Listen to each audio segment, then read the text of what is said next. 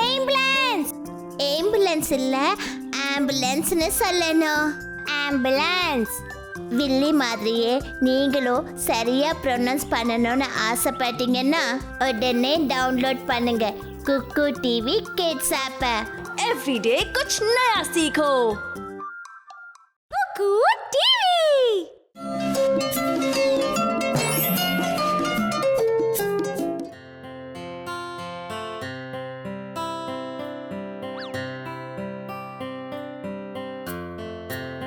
அம்மா அம்மா, சமூக உதவியாளர்னா என்ன? ஓ இருங்க இருங்க, நான் கொஞ்சம் வேலையா இருக்கேன். சரி, இப்ப சொல்லுங்க, சமூக உதவியாளரா? இத பத்தி நீங்க எங்க கேள்விப்பட்டீங்க? உங்க டீச்சர் உங்களுக்கு சொன்னாங்களா? ஆமா. குழந்தைங்களா, நாம ஏதாவது வேலை செய்யும் போது நமக்கு உதவி செய்ய நிறைய பேர் இருப்பாங்க. நாம சாதாரணமா அவங்கள கவனிக்க மாட்டோம். ஆனா நம்மளால நம்ம வேலைகளை அவங்க உதவி இல்லாம செய்ய முடியாது. அதாவது நம்ம டிரைவர், நம்ம செக்யூரிட்டி கார்டு, நம்மளோட சமையல்காரர், அவங்க நமக்கு உதவி செய்யலனா நம்முடைய வேலையை நாம செய்யறதுக்கு நமக்கு ரொம்ப கஷ்டமா இருக்கும். சோ நாம எப்பவும் சமூக உதவியாளர்களை பாராட்டணும், அவங்களுக்கு நன்றியை சொல்லணும். ஆமாம்மா. உங்களுக்கு தெரியுமா, சமூக உதவியாளர்களை பத்தி என்கிட்ட ஒரு அருமையான கதை இருக்கு. சரி வாங்க, நான் உங்களுக்கு சொல்றேன். இது கதைக்கான நேரம். இந்த கதை ஆர்ட் கேலரியில நடந்த ஒரு கதை. அது என்னன்னு உங்களுக்கு தெரியுமா?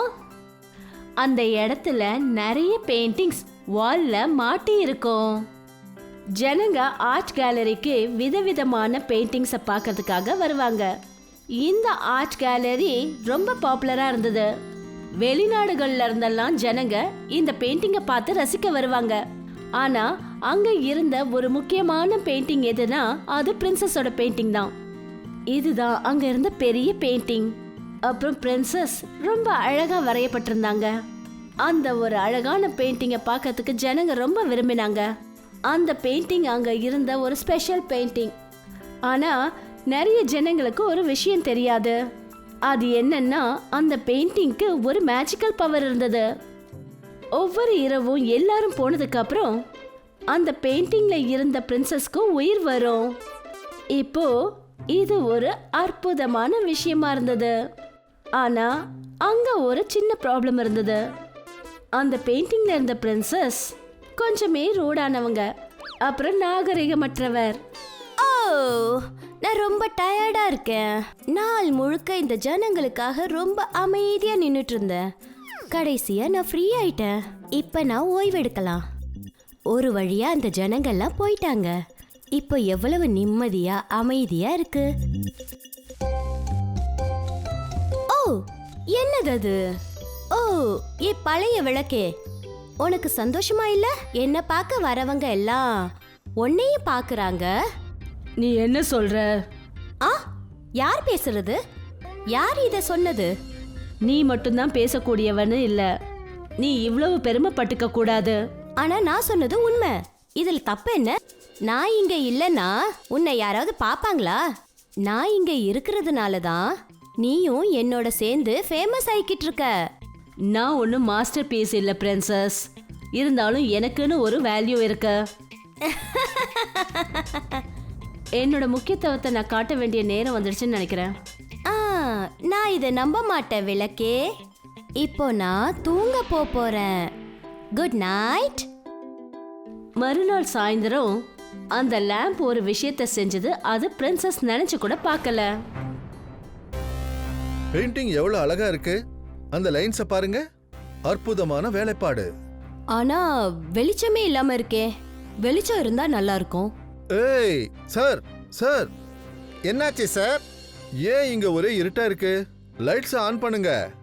ஓ, நான் அந்த லைட்ஸை ஆன் பண்ண மறந்துட்டேன்னு நினைக்கிறேன். இப்பவே செக் பண்றேன்.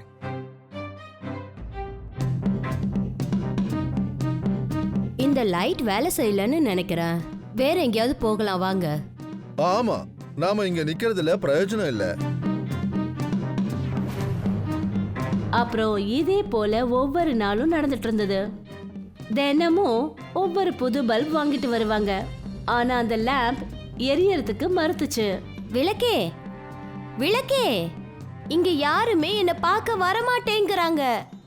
இப்போவாவது அவங்கவுங்களுக்கு ஒரு வேல்யூ இருக்குங்கிறத நீ புரிஞ்சுக்கிட்டேன்னு நினைக்கிறேன். புரிஞ்சுக்கிட்டேன், நான் புரிஞ்சுக்கிட்டேன். I'm sorry. எனக்கு ஹெல்ப் பண்ணதுக்கு தேங்க்ஸ். வாவ், அங்க பாரு, என்ன ஒரு அழகு. வாங்க அங்கே போலாம். அப்படின்னா அந்த லேம்ப் தான் சமூக உதவியாளர். ஆமா, அது மட்டும் இல்லாம நாமளும் சமூக உதவியாளர்களுக்கு நன்றியை சொல்லுவோம்.